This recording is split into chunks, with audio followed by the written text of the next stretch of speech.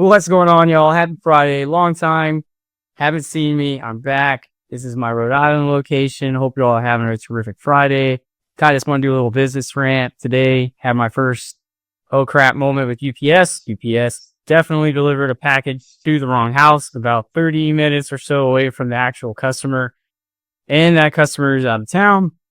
I'm really hoping that these folks are good people. Either, hey, they take it back to UPS, they just was delivered the wrong location, or they hang on to it. Regardless of the fact, this customer will be taken care of. That's just how we do business here. Even if he picks it up, I will still figure out a way to compensate him in some sort of way. But yeah, it's just unfortunate that even a package from UPS did not make it to where it needed to go.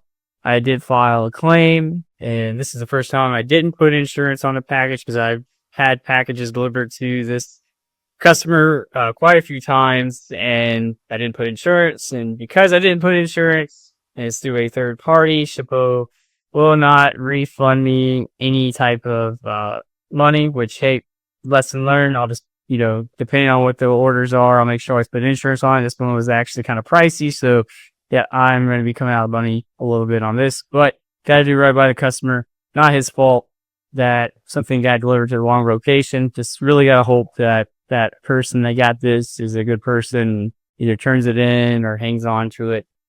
Either way, just sucks.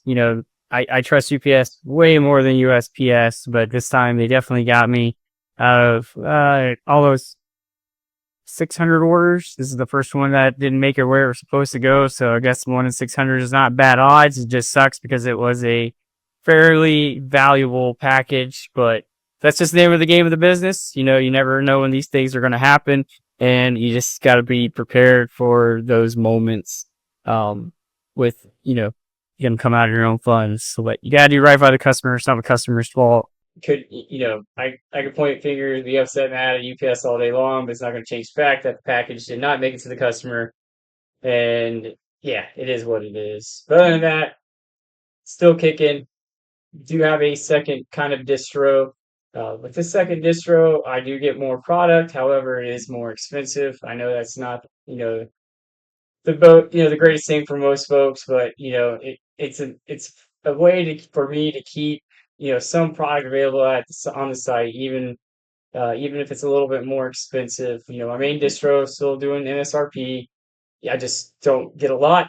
It's all based on spend credit. I'm finally getting more allocations and more numbers, but still got to build that number up into that spend history to keep getting more every release, because it seems like restocks are far in between with my main distro, so I can only get what I can get when it's pretty much at release. So, the items that come at release from my main distro always be MSRP. The secondary distro, not as much, but I will try my darndest to make sure I can get it to you at the fairest price possible. If I can be below market, I'll be below market. If I can't, I do apologize in advance, but I think the way forward with that is, hey, kind of like with TCG Player, it'll be free shipping.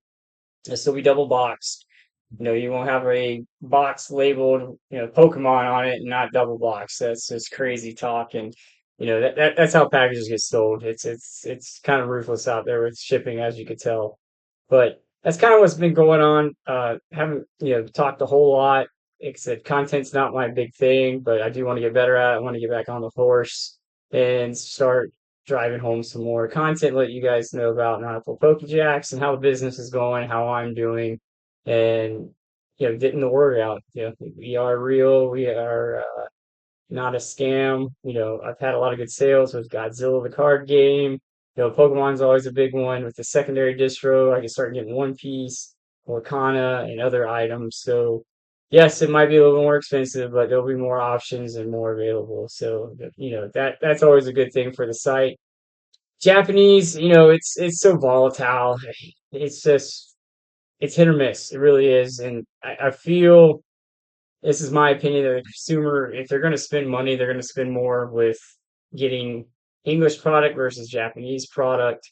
So I've kind of eased back just a little bit on Japanese. I do typically get some of the newer sets when they release, but some of the older sets I tend to not get too much of that. Either A, it's already been kind of saturated, or the Japanese market's, like I said, really volatile. So one day it'll be a one price, and the next day it'll be a next price, and this is really hard to gauge.